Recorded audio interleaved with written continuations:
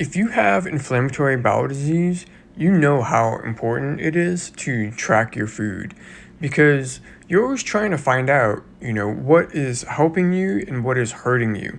And sometimes you can kind of forget, what happened the last time you had a food. So I have a really good example of how my app, Meadow Mentor, how the food journal was able to help me sort of like analyze, what was going on with a meal that I had on Sunday. So on Sunday, had a cookout, and when I select the meal in this list of my meal history, it comes up here and it tells me I had the meal like 2 p.m. and these are the ingredients that I ate. So the beef was skirt steak and the shellfish was shrimp. And after I had the meal, I had really, really strong abdominal pain. And so I logged that symptom right here. And, of course, I've got Crohn's disease, inflammatory bowel disease. So if you read the text, maybe it's TMI, but you're probably watching this because you have IBD, so you're probably familiar with this stuff. I had a really large, painful bowel movement in my abdomen, and I was trying to figure out, like, I've had this food before, like, what happened in the past when I had the food, especially skirt steak.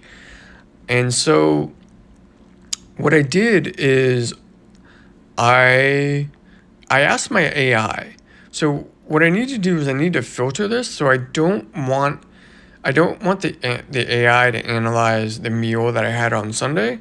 So I'm gonna change it to Saturday is the end date. So now the history is from, oh yeah, I need to change this to, actually I know the meal was around the 25th. Okay, so now it's looking at, from April 25th to May 10th. And I'm going to say, I'm going to go to the chat at the bottom and I'm going to ask it, what happened the last time I had skirt steak. Okay? And then it's analyzing my meal history and giving me a report. So let's see.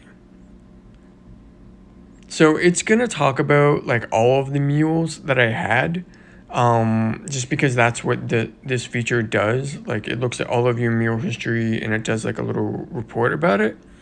But here it focuses on the skirt steak. So I logged it on April 27th, and it talks about the food, and then it says the symptoms.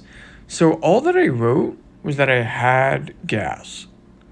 And other than that, like I was able to digest the food and didn't have any issues with it. So let's go find that in my logs. April 27th. Okay, yeah, right here. So I clicked on it and I get the details. That's, all of the ingredients that I ate. And this is the symptom that I logged. And like here, I even say the severity of the gas was really not that bad. So what this does is it tells me and gives me way more confidence that what I ate yesterday at the cookout was fine. It's not what I ate that gave me the abdominal pain. It was the amount, because I did have a lot, and my girlfriend even said, yeah, you did eat a lot. So having this kind of food log is just super important. And so when I go to a cookout again in the future, I'm going to have a lot more confidence and awareness to know, like, okay, I can have this food, but I need to be really careful about how much of it I eat. And that's really powerful. That's really important to have from a food tracking app. So anyway, Hope this was informative for you. I hope you use a food journal. And if you want to try out Meadow Mentor's food journal, that's this right here. Um, you can sign up for free at meadowmentor.com. All right, take care and stay colonized with your gut ecology.